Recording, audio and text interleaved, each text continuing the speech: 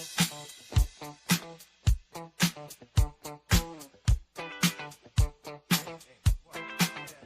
what you gonna do? You wanna get down? Tell me. Oh, what you gonna do? Do you wanna get down? Oh, what you gonna do? You wanna get down? Oh, what you gonna do? You wanna get down? Tell me. Get down on it. Get down on it. Get down on it. Get down on it. Come on in. Get down on it. Get down on it. Get down on it. Get down on it. How you gonna do it if you really don't wanna dance? By standing on the wall. Get your back up off the wall. Tell me, how you gonna do it if you really don't wanna dance? By standing on the wall. Get your back up off the wall. 'Cause I heard all the people saying, get down on it. Come on and get down on it. If you really want it, get down on it. You gotta feel it. Get down on it. Get down on it. Get down on it. Come on and get down on it. Baby, baby.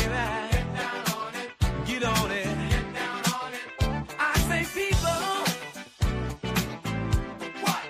what you gonna do? You gotta get on the groove if you want your body to move. Tell me, baby, how you gonna do it if you really don't wanna dance? By standing on the wall. Get your back up off the wall. Tell me, how you gonna do it if you really won't take a chance? By standing on the wall. Get your back up off the wall. 'Cause I heard all the people saying, get down on it. Get down on it. Get down on it. Get down on it. When you're dancing, get down on it. Get down on it. Get down on it. Get down on it. Sha-da-ba-da-ba-da-ba-doo. Oh, what you gonna do? Do you wanna get down? Oh, what you gonna do? Get your back up off the wall. Dance, come on. Get your back up off the wall. Dance, come on. Get down on it. Come on and get down on it. If you really want it, get down on it. You gotta feel it. Get down on it. Get down on it. Get down on it. Get down. Come on and get down on it. Baby, baby. Get down on it. Get down. Get on it. Get down on it. How you gonna do it if you really don't wanna dance? By standing on the wall. Get your back up off the wall. Tell me, baby, how you gonna do it if you really won't take a chance? By standing on the wall. Get your back up off the wall. Listen, baby, you know it. Oh, when you're dancing, yeah, you show it. Oh, when you move, move, move, you know it. Oh, when you're dancing, yeah, you show it. As you move across the floor, get down on it. Come on and get down on it. If you really want it, get down on it. You gotta feel it. Get down on it. Get down on it. Get down on it. Come on and get down on it. Baby, baby. Get down on it. Get on it. Get down on it. Sha-da-ba-da-ba-da-ba-da. Oh, what you gonna do? Do you wanna get down? Oh, what you gonna do? Get your back up off the wall. Dance, come on. Get your back up off the wall. Dance, come on. Get down on it. Come on and get down on it. If you really want it, get down on it. You gotta feel it. Get down on it. Get down on it. Get down on it. Come on and get down on it. Get down on it. Get down on it. While you're dancing, get down on it. Get down on it. Get down on it. Get down on it. Oh, oh, oh, oh, yeah. Get down on it. You move me, baby, when you move. Get down on it. Get down on it. Get down on it. Get down on it. Get down on it. Get down on it. Get your back up off the wall. Get down on it.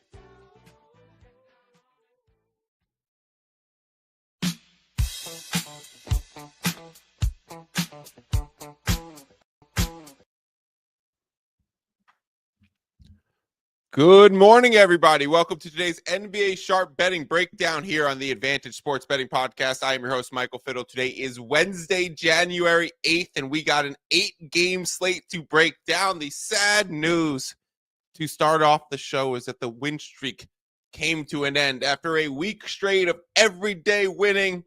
Yesterday couldn't come through, so it will not be 365 positive days on the advantage this year. Good news in the bright side of that, though, was yesterday's losing was simply less loss than the previous day's wins. So we won more than we lost in one day. And then we had 6 winning days before that. So it has been a dominant run to start the year. We are still plus 10 units in the month of January. We look to continue and build on that moving forward. I am joined today by professional poker player Drew Johnson. We have potentially game of the year on the card in OKC at the Cavaliers, but that is the second one to talk about today, my friend. We are starting with the Bulls visiting the Indiana Pacers, a game priced right now at Pacers -6. Some morning action coming in on the Indiana Pacers. This line was at 6 a little bit yesterday, came down to 5.5, came down to 5, and has now popped back to 6. So some divided action across the board. Some people who came in early on Chicago, some people who are coming in later on Indiana and putting this back to that key number of 6. I have no plays on this game. I don't have much of an opinion on this game. We know the Bulls are coming off of a win over the Spurs where they had a come-from-behind victory. The Bulls only led that game for 45 seconds against the Spurs. They were losing wire to wire before a ridiculous fourth-quarter comeback and some ferocious dunks and layups by Kobe White to get it done. So, really divided action. We obviously know the Pacers are coming off with that absolute smack of the Brooklyn Nets. So both teams coming off of a win. The Bulls having it be something that was with emphasis late and a little bit lucky. Indy was just cruising to an easy win. A total of 242, one that is also open there, popped down and popped back up. Drew, we're pretty much back at opening lines across the board for this game. Do you have any opinions? I'll just throw it to you. Just that I still like backing the Pacers at this point, especially against teams that are probably below 500 right now. They just seem really good. They're beating teams that they should beat, and they're covering those spreads lately. And they're in games against teams that are good and that have been, quote unquote, better than them most of the season, at least thus far. But the Pacers have rounded into form. This line was 5.5 when I went to bed last night. It's now 6. I don't know how much room there is for that to go much further. But I would not want to take the Bulls in this game more than I would not want to take the Pacers. That's how I'll say it. I completely agree. Just so that I could emphasize that we're pretty much back at opening lines at 242. FanDuel opened this at 241.5. DraftKings opened this at 242.5. They both went down to 239.5, and they both have come back up to now where FanDuel has the higher number at 242, and DraftKings is back at that 241.5. So they flipped positions from where they were open, which makes sense because obviously if FanDuel was laying the earlier 241.5, they were more exposed to that kind of over money earlier, even in an under market. DraftKings lays the 242.5. They get the under money quickly. The whole market starts to move under. Now we come back over, and FanDuel has the number a touch higher. So now we're going to reverse that in the handle where people with those two books will go to FanDuel for the under and DraftKings for the over. So very little you could read into that from a market perspective. To Drew's point with the 6 coming back online from 5.5 and not knowing how much further it can go, there are some 6.5s that are starting to pop up. -6.5, -110 at Circa right now. -6, -112 at DraftKings. 6.5, -105 at BetMGM. So some offshores are juicing the 6 to -115. So it does seem like this is Pacers or nothing at this point. You'd have to get the 6. I would definitely not play it at the 6.5, but I'm just going to stay off of it at either of those two spots. Drew, let's talk about Oklahoma City Thunder visiting the Cleveland Cavaliers. Now, wow, this is potentially game of the year, but can I go on a riff of something that makes me so fucking annoyed first? What's that? We're calling this a game of two teams with the longest win streak. Did you see the NBA PR's tweet about this? I'm gonna pull Not it up. exactly. No, I did see you commenting something about this last night, but I couldn't really find context. Good. You remember that old Family Guy? You know what really grinds my gears? Yeah. All right, this is my grind my gears. All right. The NBA communications at NBA PR sent out this tweet. It says, the first game in history between a team on a 15-game win streak at Oklahoma City Thunder and a 10-game winning streak at Cavs is set for tomorrow, 7 p.m. Eastern on ESPN. More numbers to know about the historic matchup of conference leaders. And then it says, like, it goes through this stuff, whatever.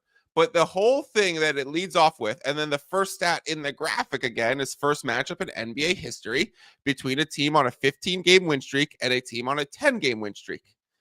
Do you see the issue with that, my friend? Right off the bat. Yeah, didn't OKC just lose to Denver?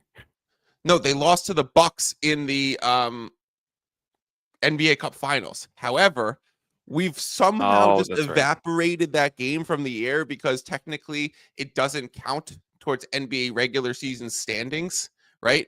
And it's like this 83rd or 84th game, and every other NBA Cup situation and game counts towards your record, counts towards statistics, counts towards the leaderboards. But the finals, the one that you want us to care about the most, the one that you've told the players on each team, the winning side gets $500,000. The lone time where we get a neutral court experience in the NBA, the thing that you're trying to push so hard on us to care about, you then take it out of the record book, and then you throw this shit in our face where you're actually calling it a fucking win streak and game. It's like, what do you want us to care about, NBA? Like, how do you want us to value the NBA Cup if you're going to come out a few weeks later and just evaporate that game and say, no, remember they beat the Houston Rockets in the semis, and then they came out of that thing and they started winning again, and both of those games count for record, so they're on a win streak even though they lost the one game in between. Yeah. That makes no fucking sense. There was $500,000 per player on the line. What do you think which game this season do you think OKC would want to win of any? Like, if OKC could trade a win in the win column for that one, that's technically not in the win column, but each player getting $500,000 extra, trust me, they would do it. So that pisses me off. We're going to hear it 40 fucking times tonight about the win streak, the win streak, the win streak, the win streak. Like, there's sometimes these moments with companies or shows or whatever, where if I felt like if I was the lowest level intern, if I was the coffee boy, right? If I was working in the mailroom, and I'm walking by and I'm scooting the mail and I bring the mail to the executive office and I'm overhearing this conversation about, like, listen, the OKC is going to be on the win streak. Cavaliers are going to be on the win streak. This is one of the best games ever. 2 teams with 30 wins already in the season. I would raise my hand and be like, guys, I know I'm just the mailroom guy. You can't do that. You're going to get called out so badly. So here we are, calling it a win streak. It's not a win streak. They lost to the Bucks, but let's talk about this game. It is an amazing game nonetheless. It is one that completely shocks me in terms of the line movement. So let's discuss it. The Thunder are visiting the Cavaliers. This is a home game for Cleveland off of what's been a daunting schedule for the Thunder. So the Thunder had the Wolves and the Clippers before they took on the 3 best teams in the East, which were the Knicks, the Boston Celtics, and now they get the Cavs. And on the back end of this, they get the Knicks again Friday in Madison Square Garden. So just strength of schedule in this group right now for the Oklahoma City Thunder has been brutal. They keep winning, though. Cleveland, on the other side, continues to win versus, playing the Mavericks without Luka and Kyrie or whatever. So Cavaliers have been beating up on some beat-up teams. The Thunder have been rolling through healthy teams. Nonetheless, the home court advantage seems to loom large here. The early money's definitely been on Cleveland. Some 2s have come to 2.5. FanDuel has held steady at the 2.5 pretty much the entire time. BetMGM yesterday threw up a 1.5 minus 115 for a while. And now, we have a consensus 2.5 across the board. There were even some 3s yesterday. So let me pull up the odds right now. I just got logged out of my odds screen. I hate when that happens. And see 2 at Circa, 2.5, FanDuel, DraftKings, MGM, Caesars, Bet365, bookmaker at 3. So very much, I'd say 2.5 is the consensus market right here. Drew, before we talk about the total, do you have any opinions, plays, thoughts about the spread? 0. I don't know who to back in this game. The Cavs have been great, especially at home. They've shown up in these games against their potential rivals in the league. I know they got the one thing I will say is they did get beat while fully healthy by the Celtics when they weren't fully healthy without Porzingis. Yep. Then the other day the Celtics were fully healthy. Now it was either the second night of a back-to-back or third game in 4 nights or potentially both against the OKC Thunder on the road. But OKC was able to beat them by 12, 14 points while the Celtics were literally fully healthy, and that OKC was is still Jaylen missing Brown's Chet. first game back, though, too. Yeah. So a little bit of probably somewhat minutes restriction and weaving back in, but that could be. They called them what we said. We said it was a formed organization, but Ian found the terminology yesterday. Ian, can you put back up the terminology that Mark Dagnall used to describe the Celtics? But continue, Drew. Yeah, just when they did that without Chet and the way they went about it, just extending that lead, getting their crowd behind it, that I just think OKC might be in one of those positions where we see that midseason team kind of start rolling like we did the Celtics last year, right? Where it was just like, oh, this team is very clearly the number 1 contender, the number 2 contender. I think you can't take it off of the Celtics yet. And I probably would say you probably can't take it off this season period just because of how good they were in the playoffs last year. Yep. These teams have something to prove in the regular season, which the Celtics already proved. Yeah. And the term that Dagnall used was an actualized team. So a team that's actually done it. Mm-hmm. So I'm like, I feel like this has to be OKC or nothing, right? Because we've seen this total rise now from the 227.5, and it had actually gone down to 226, 225.5 in some places, all the way back up to 230.5, yet 0 spread movement. Yeah, that's crazy. So the way that I'm reading that, Drew, and let's move this over to the total, because yesterday I said take under 227.5, and now it's at 230.5. So a rare time where I was definitely wrong. But I think a moment in that was Caruso was probably expected to come back for this game. And I don't think he's a needle mover in the spread, but he's definitely a needle mover in the total. So I think Caruso being expected to come back and then ending up going out is something that's impactful, especially against a team like Cleveland on their home court that is led by Donovan Mitchell and Darius Garland. So you'd probably want to start the game with Caruso as soon as his minutes start to take on Donovan Mitchell, or maybe it's when Donovan Mitchell, first subs out and then comes back in towards the end of the first quarter. That's when you have Caruso lined up on him, and it's Cason Wallace or it's Lou Dort early in the game. Not having that option to throw at these guys definitely hurts OKC. It's definitely impacting the total. And so I think it's a little bit of Caruso out, but I don't think Caruso's obviously not worth 5 points at all. So I think it's a mixture of that plus some just action coming in on the over. I think this is just there's been some sharp sentiment that this is going to be a faster paced game. We know the defense is going to be there for this game. My thoughts was play the under because NBA primetime unders are a thing. NBA Oklahoma City Thunder unders, you can't spell thunder without the under, is definitely a thing this year. That I felt like the OKC defense is probably the best unit in all of basketball, offense or defense on either side of the ball. The best 5-man group on one side of a half-court thing is OKC's defense. And so I wanted to play into that, and I wanted to play into the idea that even the Cavaliers are going to come out with a blitz on defense too, and using their length and those kind of efforts defensively with their home crowd, trying to really push up against the Thunder. So I think it's going to be a faster paced game where this becomes a matter of efficiency versus inefficiency. And I wouldn't be surprised to see the first quarter start really fast and then the second, third, and fourth start to die out. So I think the Cleveland plan of attack is going to be to try and push the pace. So a little bit of wanting to the side that's taking money is also going to want to push the pace. If the side that's taking money wants to push the pace, then you'd probably lean towards the over because if that's successful, they're going to drive up the total.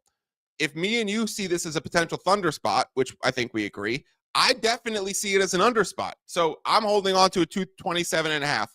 I'm not going to sit here and say otherwise. That ticket sucks, right? So it sucks to be 3 points behind the market. I won't be surprised at all if I end up winning this and I end up being right. I also don't have too much incentive to dump off of it because I'm not behind any like major news break. Like if I was, betting the Denver Nuggets total yesterday and you get Derek White out and Jokic out and whatever, you could end up being real screwed right there, and you can end up looking for ways off of it. Like if they started really hot in Celtics Nuggets, so maybe you had a chance to dump that early on in the game when they scored 26 points in the first 4 minutes or whatever. So maybe there were chances to dump it. I'm not looking to dump this if they start slow because I actually think there's not a crazy news break that's happened here. I don't consider the Caruso out and he's been out and he's going to stay out a crazy news break, and so therefore. I'm going into this saying I'm going to keep my 1 unit of exposure towards the under. It's probably a bit of luck if I get there.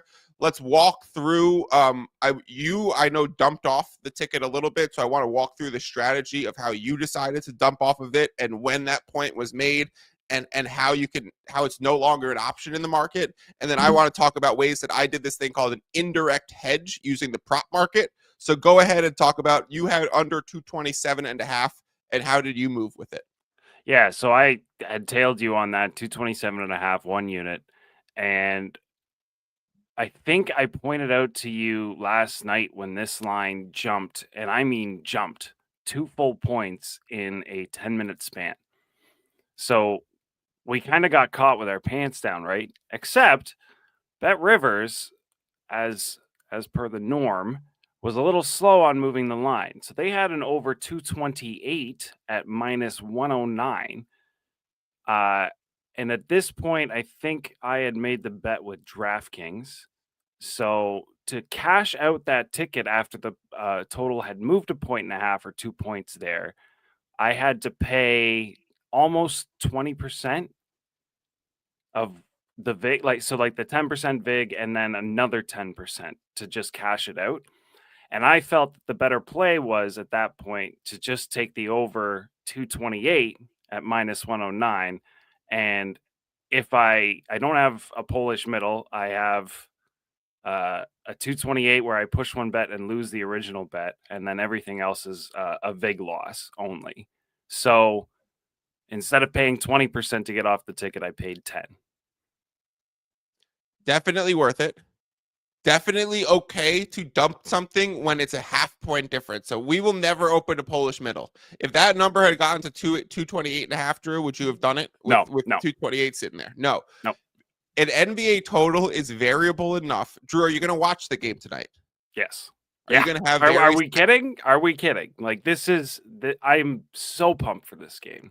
Are you going to have potentially outs in the live market with that situation? Because you could live bet the game yourself too if you want.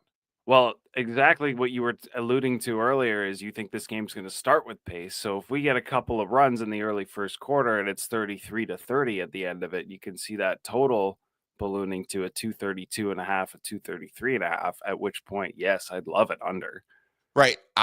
I said it. You don't even know this, but I recorded buckets last night for Action Network, and I said I'm looking at a live betting angle that if this first quarter starts fast, I'm doubling down on the under. Yeah, I know I have a bad under ticket. I would play a live under as well in this spot, probably for half a unit and tack it on. If the first quarter does start slow, you would have outs on a 220. So I want to just talk through the strategy of that. Drew dumping it with half a point does not open up a Polish middle between 227.5 and 228. If the game lands on 228, he pushes his dump off ticket and just loses the ticket that he had in anyways, right? So he's not at 228.5 where there's a chance where it lands 228 and he's mightily fucked losing on both ends of that. In an NBA situation, especially in a total spread, whatever, I will never open up a Polish middle because generally there's enough variance in these spots, especially without a crazy news break, that it's going to go the other direction, or there's going to be a moment live the other direction to dump it off. So when you see these things, I would never, ever, ever, ever, ever open up a Polish middle, especially on NBA totals, because it's too variable that your risk of opening up that Polish middle, you're paying for it in vig loss while also keeping an assumption that there's a chance that you lose both bets. I would much rather just ride a 45% chance to win that ticket at minus CLV. Like, that's definitely what I would rather do. So that's the kind of point where I'm at, because when I came back to the board, it popped up to 228.5. Actually, only one book popped up to 228.5, and everything was still at 226.5.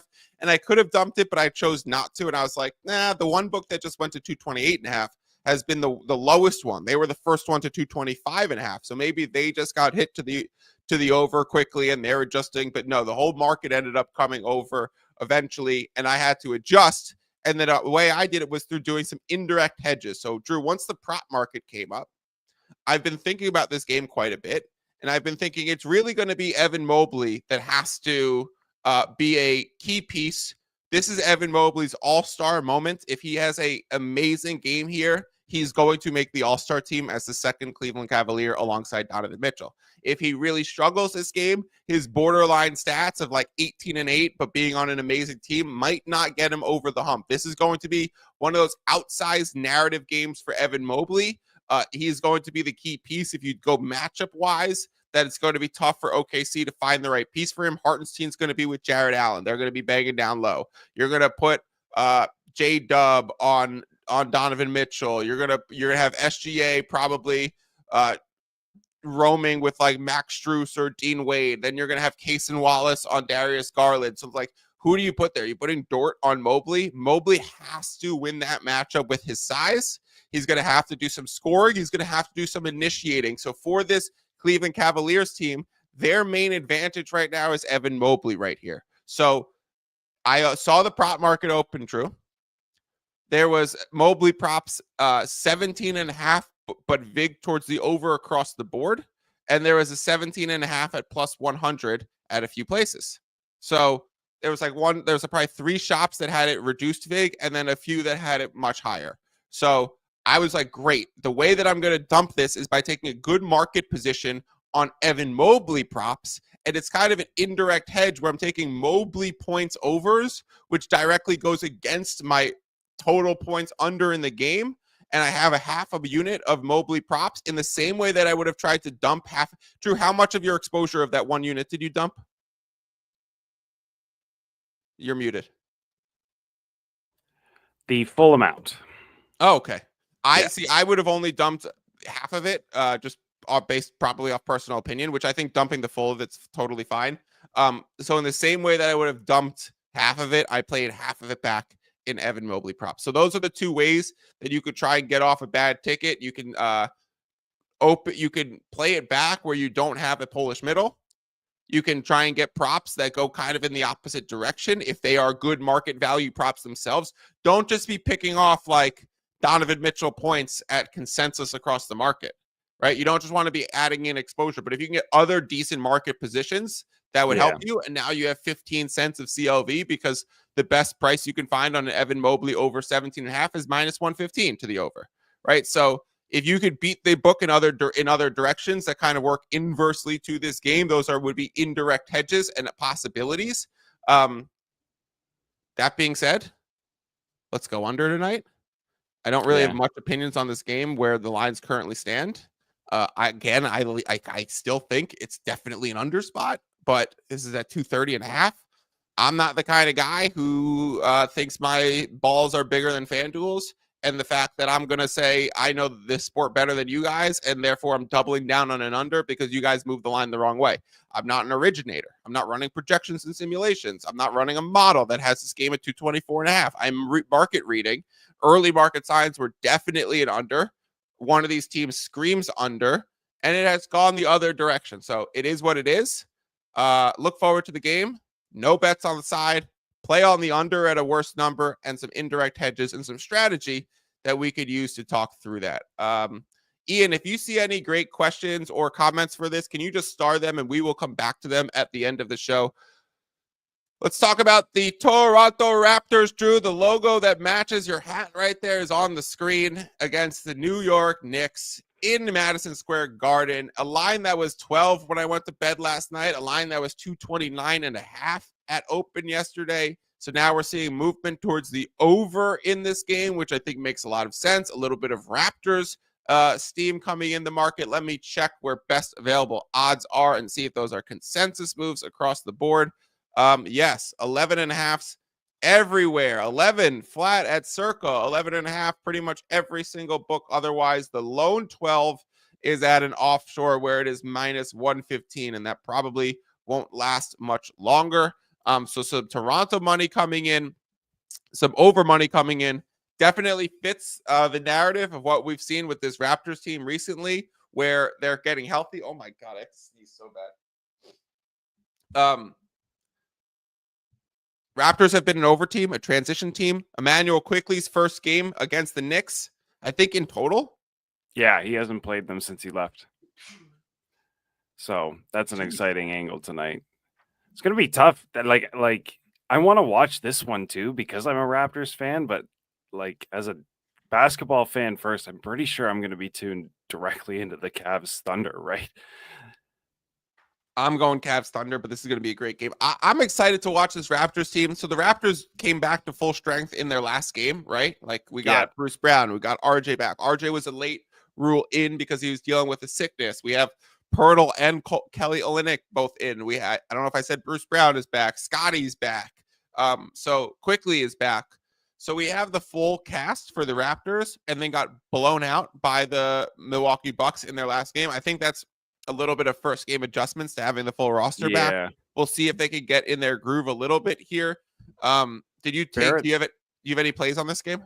Just, I want it to be noted that Barrett publicly called out the team in the media. You like that? Saying we don't have the compete level. We need to be looking to up our game, et cetera, you know, all those kinds of things. And it's kind of become clear, and I think Barrett is trying to establish himself as the team's number one player right now. He certainly is the number one bucket getter on the team currently. I know Scotty's had some good games, points, rebounds, and whatnot, but they've really shifted him back into that sort of his natural power forward position recently. And so I see this comment from Barrett, and you know, Quickly's first game back in MSG. They're back in MSG. Barrett loves playing there, right? Like, I understand why this total is moving upwards, and I also see that as that happens, the spread is moving slightly back towards the Knicks. So to see those two non-correlated things happening, I have a half unit on the over 230 that I picked up last night, and I have a half unit on the Raptors plus 12. Oh, nice. So you got the Raptors at 12. Yeah, that's probably good. You get the revenge game for Quickly back in the spot. I'm sure RJ gets a little bit more up given that he called out his team. Is the term level of compete a Canadian thing? It might be. I know I hear that term touted by hockey pundits quite a lot. Okay, Okay, it has to be a Canadian thing because I heard it the other day on the Raptors broadcast, and I'm sitting here like, it's level of competition. What do you mean level of compete? So I think it's very much just a terminology thing between Canada and the US. Compete is definitely being used as a synonym for effort. Right. Yeah, or just the level of okay, I guess they say level of competition is between two teams where the level of compete is your own motivation and your level of effort. Your level of compete, yeah. What's the other one that I've heard that just pisses me off? Regression to the mean when something gets better. So like let's say Scotty Barnes starts making his progression threes. to the mean. It's just called progression. Yeah. Oh, his 3-point shot has been progressing. No, what do you mean regression to the mean when something gets better? Like what all these, that's like a big fantasy football thing. Oh, he's going to regress to the mean with his touchdowns, and Trey McBride's going to have more touchdowns next year. It's going to be a regression to the mean. No, he's going to progress. Yeah. Okay. I'm on one today. I'm annoyed. You think I had a losing day yesterday or what? Yeah, it sounds that way. Okay. Drew's on the Raptors. You said did you have a small overplay? Sorry, I missed that. Yeah, half a unit on both. Okay. So I have 230 and plus 12. Thoughts on these? Would you skip it at 11.5 or not getting the 12? Would you skip it at I would still 231.5? take the over, seeing as I see some 232s out there. Maybe like keep a close eye on that one. Just Okay. I could see this ending 232.5. The other thing is, though, Cat questionable right now. So if he's out, might be a spot where you want to, again, just make sure you're watching this one. Because if he's out, that total is definitely going to move down, but the Raptors spread is going to probably move towards them. So I feel like I'm in a good spot on if that happens. Like, no matter what, I'm kind of gaining on one, losing on the other. But you can definitely just make sure you're keeping an eye on that information for sure. It's a very, very big linchpin to this one. I think he's definitely going to be in. Cat missed last game, but again, that was against the Orlando Magic when they were depleted, and then the Knicks fucking lost that game. So he was there against the Bulls. He was amazing against the Thunder. Cat rebounds is like a fucking wagon right now. So I do, and the way that this is priced, it leans towards Cat being in. I don't think it's going to be a needle mover in the spread. Like, I don't think we're getting back to 12 or 12.5 once Cat gets ruled in. I don't think. No, that's priced. That's priced in at this point. Yeah, but again, huge ramifications if it does go the other way. Yeah, but if he comes in, I do think that over ticks up another point, and if he's out, it probably ticks down 1.5 points. Yeah, more than that. Yeah, maybe even 2. I also know that shout out Ian in the background. I know that he's on overs on Cat assists against the Raptors. He likes those OG Anunoby back cuts that we've talked about in the chat. OG loves to cut to the rim against the Raptors. He always gets fired up against the Raptors, and Cat has been excellent in the high post and from the top of the key at finding him on those cuts. So look for Cat. I think his line was over 4.5 earlier. I don't know what it's at currently. Thomas says the Knicks are bad without Cat, and Ian chimes in, says if Cat plays, I'm on 4+ assists, and I might ladder that to 5+. Yeah. All right. Keep eyes. He got 8 the last time these two teams played too, and I believe we had 7. Thanks. Ian just threw up fingers. 7 last time, and we had that laddered to 6.5 on the same play. Oh, nice. Yeah. All right, run it back. That was a nice. That returned like a unit and a half or something like that because of the ladder. Wizards are playing the Philadelphia 76ers in Philadelphia. The big thing to put up first is the injury report for this game, because Drew, Joel Embiid, and Paul George are already announced out. And yet, so it's Tyrese Maxey and the gang versus the Wizards. It's still an 11-point spread, even with just Maxey and the mayor of Philadelphia, Gershon Yabusele. If he ran for mayor, he's winning in Philadelphia. I think he's foreign born, so he's not allowed. But that dude is beloved in that city right now. Anyways, it is crazy to me to see the amount of Wizards fade. Obviously, we've been talking about saying this team might round back into form a little bit for the month of January because Brogdon and Kuzma are playing. Brogdon and Kuzma are doubtful too. So Joel Embiid and Paul George are doubtful as well, or just out as well. So we're going to get probably those 4 missing, and Tyrese Maxey running the show for the 76ers, and maybe Poole, if he ends up playing. Poole missed last game for the Wizards, so maybe he's out as well. This is just your classic don't bet it, don't watch it. Like, I couldn't care less about this game. Especially considering it's running against the other 2 games that I want to watch tonight. So just, no chance of this one. The only thing I like we were saying, looking to back the Wizards right now, I might stick a little on that large spread against a completely depleted Philadelphia 76ers team.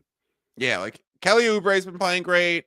Gershon's been playing great. Maxey's potential superstar blossoming, but I mean, 11 at home without Joel or Paul George, that's a tough number for me to get to. Let's talk about the Detroit Pistons taking on the Brooklyn Nets. This line is 6.5 at open. That was an instant full unit play for me. I even went the distance to actually tweet out my bet slip for that one and say, we're on 6.5. Go get it. It's at BetMGM right now. It was at DraftKings at that time. We now see 8.5 minus 114 to the favorite side. So an 8.75 right here on the spread for the Pistons against the Nets, plus 8.5 minus 106, and 8.25 on the Nets side there. So this is a full fade of Brooklyn. This is buying into how well Cade Cunningham is playing right now, and the Pistons are rolling. I think Pistons have won 4 straight, 8 of their last 10, if I believe. They had a comeback win against the Portland Trailblazers last game on the road. They stay on the road for this one against the Brooklyn Nets. We know both of the Cams are out for Brooklyn, including D'Angelo Russell too. So Cam Johnson, Cam Thomas, D'Angelo Russell. Where are the Nets going to get their offense from? It will be hard to find. And then you just get Cade running the show for Detroit. Yes, they're obviously going to be missing Ivy. It has not shown to be that crushing for the Pistons recently, because they do have some nice replacement players in, Malik Beasley, Tim Hardaway. So Malik Beasley's been taking a real up in minutes. Tim Hardaway enters the starting lineup and has been taking some good shots and playing good basketball, not shooting too much, not too high of a usage rate, but he's been a good fill-in. So Pistons are absolutely rolling right now. I think Pistons fucking smack the Nets tonight, Drew.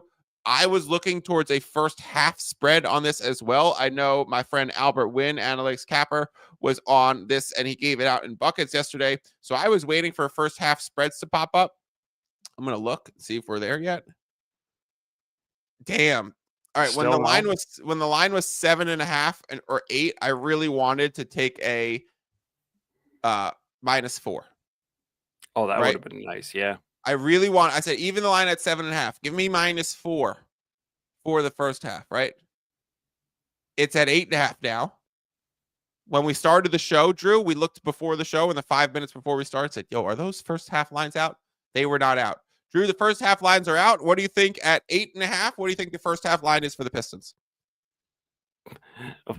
Based on what how you're saying this to me, I'm going to guess -5.5. It is -5.5. Let's go. Yeah, it's unplayable. No, it is unplayable. That is unplayable. What do you want me to play 5.5 in the first half when I have 6.5 on the game? Fuck out of here. Yeah. Fuck out of here. 6.5. Oh, there he goes. Every day. This is like becoming tradition at this point, right? Yeah, he is on the 6.5. I picked up the 7.5 last night, and now we're seeing the 8.5, seeing some 9s. I would expect that you could still play a -8.5 if you pay the least amount of Vegas possible right now, and potentially see this get to 9.5. Plus, we Drew, just like the spot, right? Drew, I figured out why I always do that. Oh, the escape button is right next to a back button, like the way that the top dashboard keyboard lights up, because I'm on a MacBook Pro, so they like come up with buttons that are like not actually there but are like lit up, the touchscreen buttons. So I'm clicking touchscreen back, which is right next to the escape. So when I'm in full screen mode, I'm trying to click escape. Sometimes I'm not looking down, I just click back instead, and it's like, Fiddle, you're gone. Yeah. All right, so first half's not playable. Do you think there's still ways to play this game? I missed what you were saying while I was out. I was saying you can still find 8.5s at -110. I don't mind that still. Me neither. Just with how depleted this Nets team is. I know they're well coached, but there's gonna be next to no way for them to score in this game. So you could look at an under potentially, right? But if you have no other plays, just because Pistons Nets, right? Yeah, open was 214.5. It is down to 212.5 at FanDuel, 212 at DraftKings, 213 at Circa, 211.5 places. Definitely an under market. Yeah, although it looks it's a low number. Yeah, it is a low number. I took a -213.5 for half a unit last night, seeing that this was definitely going to a 212.5. Yeah, and I don't mind that spot still. This I have a feeling this game ends up being like 108 to like 82 or something like that. All right, let's talk about the New Orleans Pelicans taking on the Portland Trailblazers. We had Zion back yesterday for the Pelicans. I want to show the play. Did you see Zion's dunk yesterday? No, but I'm excited already. To try and pick up that fourth foul. 18 now for DeJounte and almost taken away. It is taken away. Uh-oh. Showtime. Go for it. Pels by 4. Give them what they want. 90 seconds into the third.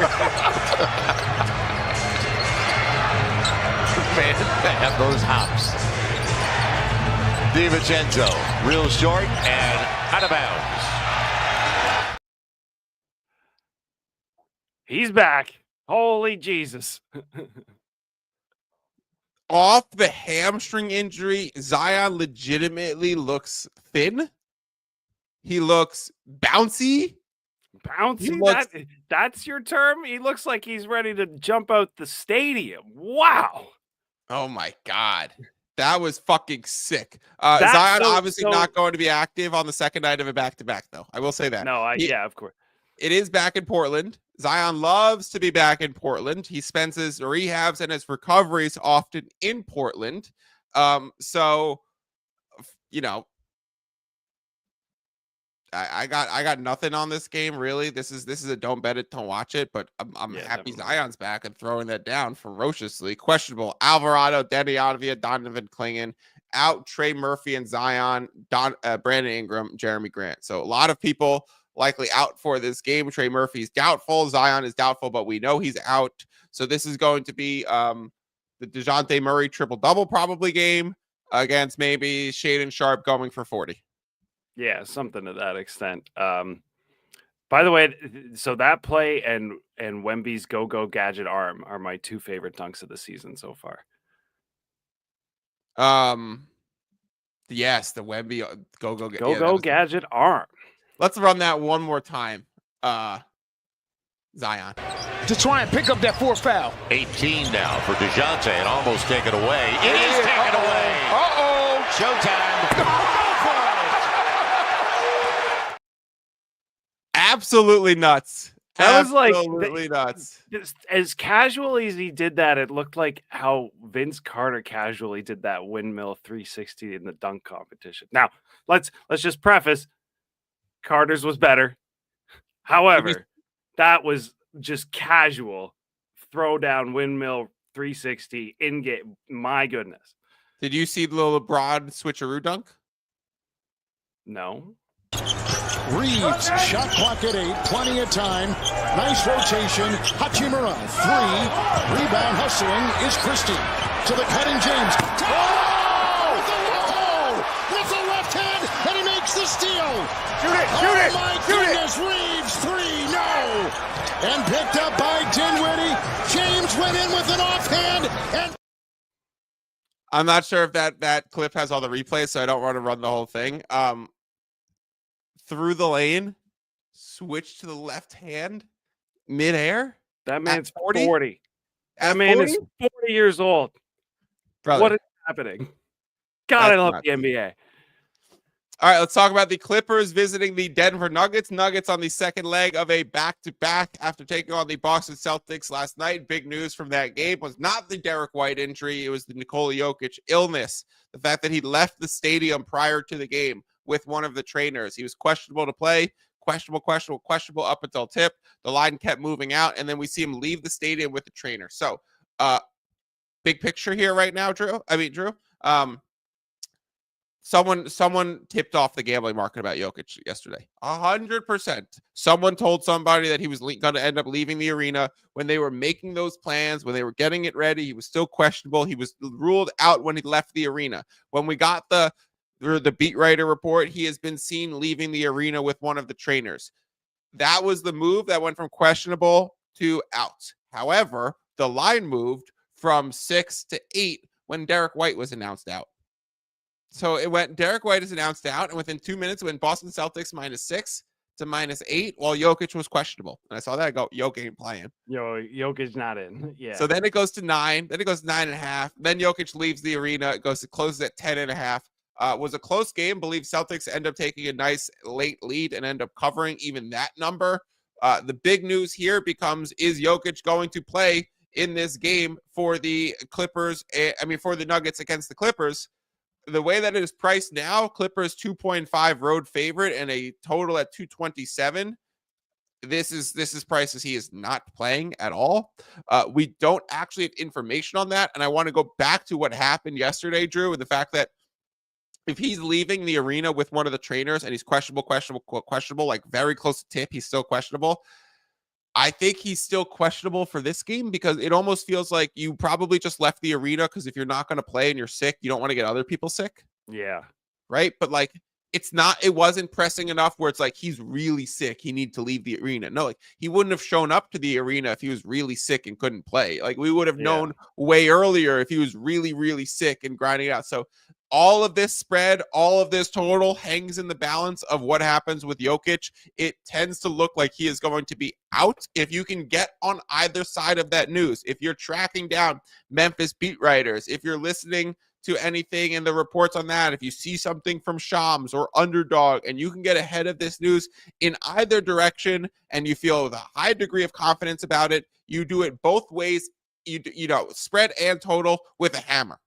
Right? If I know the Jokic is going to be out, news is coming, I will hit, actually, I don't know if I would hit the total with a hammer. I would hit OKC. I would hit Clippers with a hammer -2.5. If I knew Jokic was going to be in, I would hit the over with a hammer, and I would hit the Nuggets with a hammer, and I'd hit the money line with a hammer. So I would take out Thor, and you'd see me whacking things like I'm playing fucking whack-a-mole. And it would move drastically. So it's really hard to talk about this game with that hanging in the balance. Russell Westbrook, triple-double watch. He was played great yesterday. I had his double-double, finished with 9 rebounds, a little bit of a heartbreaker. We know Aaron Gordon remains out. He's going to be back very soon. So no Jokic, no Gordon. No Jokic. We know the Nuggets become one of the worst teams in the NBA. Yeah. With Jokic, one of the best teams in the NBA. So he's top 2 MVP candidate and will be for the entire year.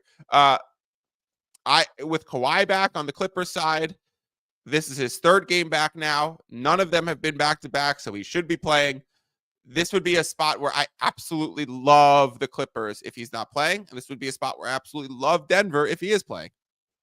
Yeah. I took half a unit of Clippers -2.5 personally. Just kind of, I feel like Jokic is probably out. When I took that, I also took a half unit of the over 226.5. So I did this as kind of like I want to be ahead of the Jokic news, basically. So if Jokic is playing, that over shoots up, and that's the side you want, right? If he's not playing, the spread probably moves another point and a half towards the Clippers, right? When he's actually leaned out. So I'm good in both directions. And I played that over as all the books moved up to 227.5, 228, 228.5 even last night. You actually had a middle between 226.5 and 228.5 that you could have played between, I believe it was Bet365 and FanDuel. Can I jump in on that? Yeah, sure. Absolutely. If you have a 2-point middle, don't play it at 24 hours out from the game. Yeah. Right. No. If you have 2 points of discrepancy, just try and choose whatever the single directional side you think is going to be. A 2-point middle is only valuable if that's the closing line is in the middle of them. Or like if you do it live going into the second half, let's say you have an under 222 and the live total is 220. Yes, going into the second half when you half the game time, that does become a positive value middle, but you really need 2.5 or 3 points to open up a pregame middle of that instantly. So it's nice to hear you say you only played the half unit. Yes, technically there is a little middle room there, and it's basically flat. And you could argue if consensus is all in between those lines, it's positive value because you have a strong sense that it's going to be that at the close, which would make it very important. But if this line moves, which it will regularly for the Jokic news in either direction, you're not going to end up with a positive middle on 2 points after movement for this game. Yeah, exactly. So now I'm watching this line very closely because I only have the over 226.5. We've seen it's coming back down these full 2 points down to the close to the original line, which is was at FanDuel, and they were 2 points essentially behind or below the consensus market at the time. So as it turns out, it looks like FanDuel was right to have the number that low as the market is moving that direction now.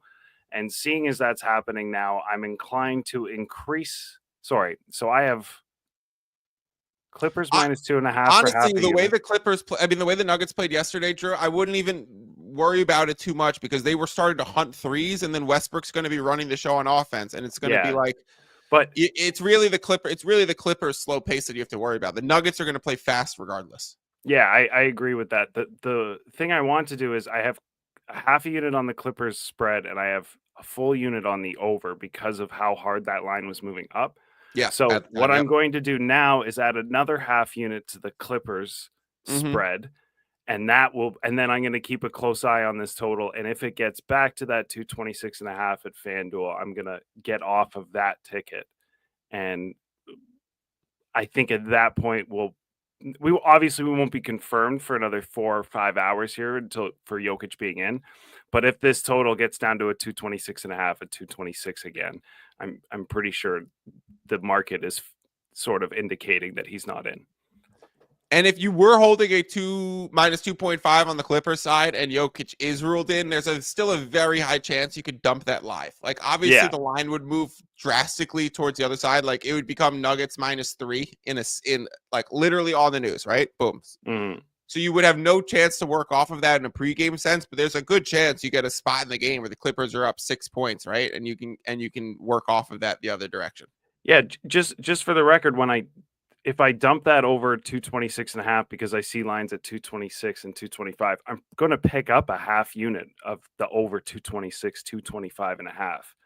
Just again, I'm just moving my exposure on the Jokic news from one side to the other here, right? Basically, I'm exposed to him being out right now, and I'm going to push that to not being exposed either direction. And then as that line comes down and we're more assuming that he is going to be out, I'll move my exposure towards that direction instead. So we've also started to talk about doing that in player prop markets too, where like if Tatum and Jaylen Brown are both questionable, Yeah. right? And we think one of them is going to miss, maybe both of them, maybe none of them, but their prop market is priced for both of them. And so they're both priced as in, but they're both questionable.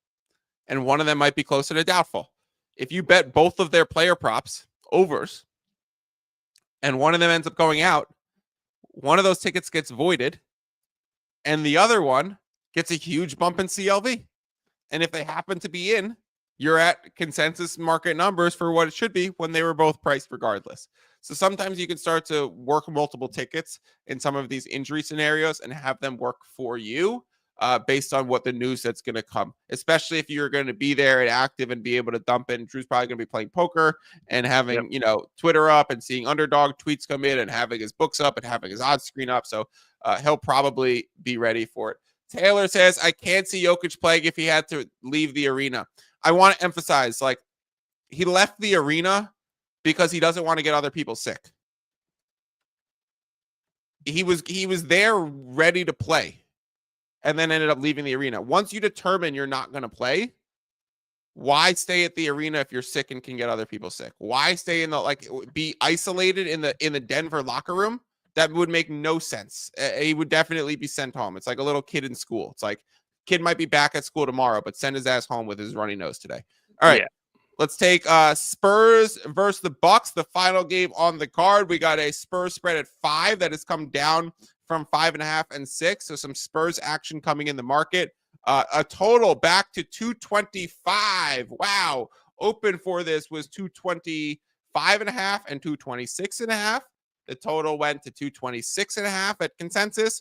Went all the way down to 222. There were some people who were able to get in a middle when some of these numbers were between 224.5 and 222, which gets me to a great spot to talk about. We just talked about a 2-point middle in this game, Nuggets Clippers, and saying don't do that because if it moves out of that zone, it's not going to be worth it. If you have 2.5 or 3 points, you're almost not concerned about where the closing lines ends up because you're going to be right near it regardless, and therefore you're going to have positive value regardless on that too. So a middle between 224.5 and 222 would still have value at a number of 225 for sure.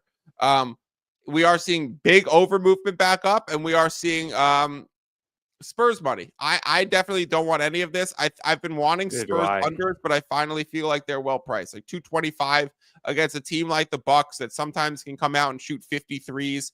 The Spurs have been playing Wemby a lot at the perimeter. I think he's going to spend a ton of time on the perimeter for this game, especially offensively. So I want to bring Giannis away from the rim. Giannis away from the rim, Lopez away from the rim, Bobby Portis. Like they actually have decent interior defense down low, so it's going to be efficient for Wemby to be not banging down there.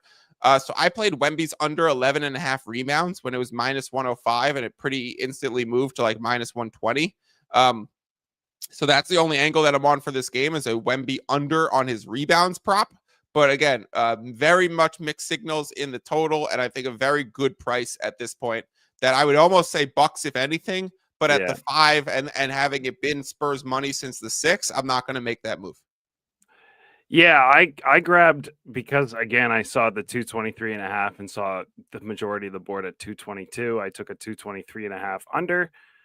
When I got up this morning, I saw the line was moving back over. It was too late to get off the ticket, so I did what you did in the Cavs game, and I picked up a Giannis over 45.5 points, rebounds, assists, which was 46.5 at most other books. I think I grabbed that at Bet365. They were a point behind most of the other initial releases for that line.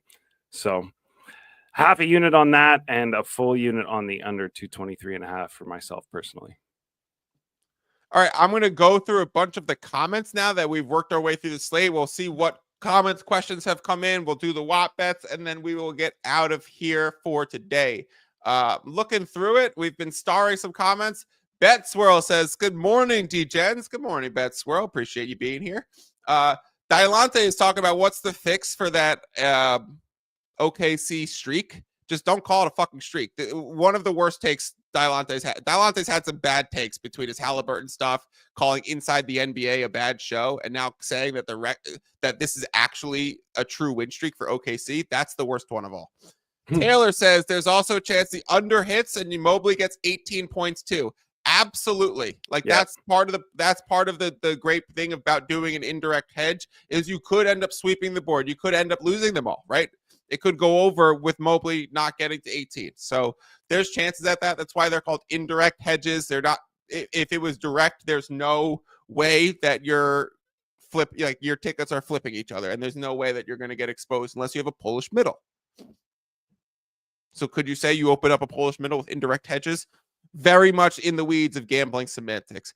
Peasy says Darius Garland over 2.5 threes. Yes, if that was a good market angle, this would have been another great example of a way to do an indirect hedge. So if you were on the under for the game, but ended up seeing it go back towards the over and could get a good number on a Darius Garland over threes, then sure, that would definitely work. Batlin was talking about you, Drew. Oh my God, he didn't see the Braun dunk. We got some comments from Thomas that he likes Giannis over 29.5 points. I don't, Thomas. That line opened at 25.5. So for it to go 4 points of movement towards the over, I really would be scared about that. Unless this is a alternate price where you're getting plus 120 or something, right? So yeah. If the over 25.5 was minus 120 and now you're getting, plus 125 on this, that's a different thing. Battling, our resident Spurs fan, is talking about the Spurs movement happening through the show. And then he drops in this comment going, wow, an escape button that actually helps you escape. That is hilarious.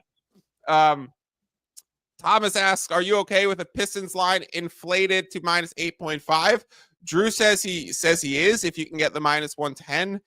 Maybe I would just put a unit on the money line at that point and say it's moved through a lot of key numbers. But again, We reviewed this yesterday. 9 is a top 3 most important outcome in the NBA. So if you're getting it before the 9, it's still important. But if you've missed 6.5, 7, 7.5, 8, 8.5, like oof, you're paying for it at 8.5.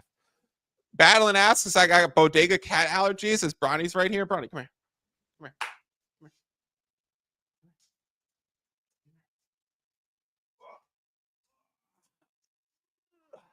Hey, Bronny's sighting. Shout out, dogs. Aww.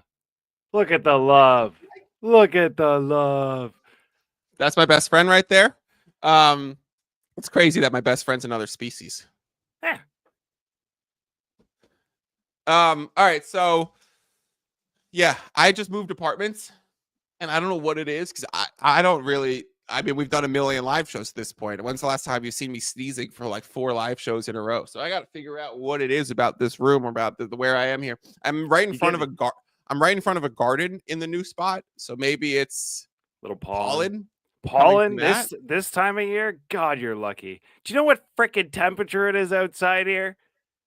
Yeah, I don't know if it is. It is minus 16 Celsius with a minus 24 Celsius wind chill. And for all you American people out there, that's minus 11 Fahrenheit.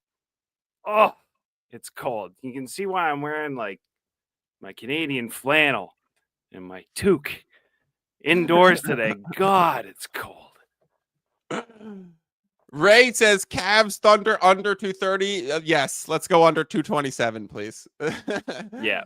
227 is fine, actually. We'll take a 227. It'll be all right. Some good angles here. Harden on assists, 7.5, juiced a bit, but looks good. Yeah, I would assume so, especially if Jokic is out and they've got no underratedly, probably actually pretty decent defense down low against Zubac.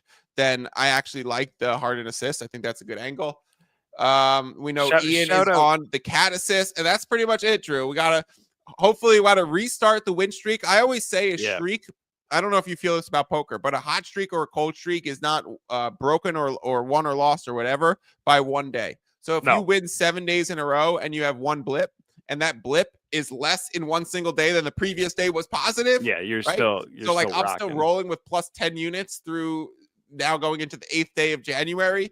Well, this has still been a nuclear hot streak. It is going to take multiple days to bring this back down. So if I have a winning day today, the hot streak continues. It takes 2 days in a row to bake a streak. If you want to get access to all of these picks in real time, you can come join us in the WAP chat that is listed in my Twitter bio, in the YouTube video description, and in the podcast description. So you can find those links. It is $100 a month to get all of the picks. We are plus 10 units this month already. That is abnormally good. I will say that, obviously. But again, you get $50 back in the first month simply for leaving a review on the store page. And you get your money back if we ever do have a losing month. So we try and make it as risk-free and baked in for good lines. Let's review the picks that were given out for today. There are 5 of them. It includes that under 227.5 in Cleveland OKC. That's my bad ticket tonight. I'm actually still okay with it, but it's not a good ticket. Like, I'll never sit here and say I'm smarter than the market to call that a good ticket. Detroit Pistons minus 6.5 is now out to 8.5 with VIG. So that is an amazing spot to have. The 2 points of total of movement in the spread is significantly more valuable than the 3 points of movement against me in the total. I do want to make that clear. If you combine the EV of these 2 tickets at the top, you would have a net plus EV situation where your variance on your minus CLV positions, you're more likely to win Detroit enough and then pull out a few wins on OKC under, more likely than you'll lose the under and then also lose on Detroit. The 3 props on the card all are ahead of the market right now as well. Wemby under 11.5 rebounds, minus 105.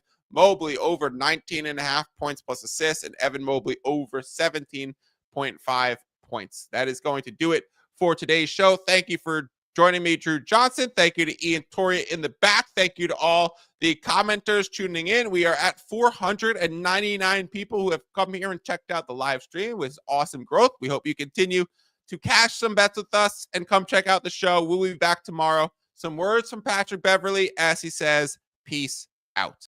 Y'all subscribe to my podcast? by y'all asking all these questions. Don't forget to subscribe to the pod. And if you're a kid, listen to your parents. Listen to your parents. Listen to your parents. Subscribe to the pod. Subscribe. Subscribe to the pod. Subscribe to the pod. Subscribe to the pod, man. Good, those are good.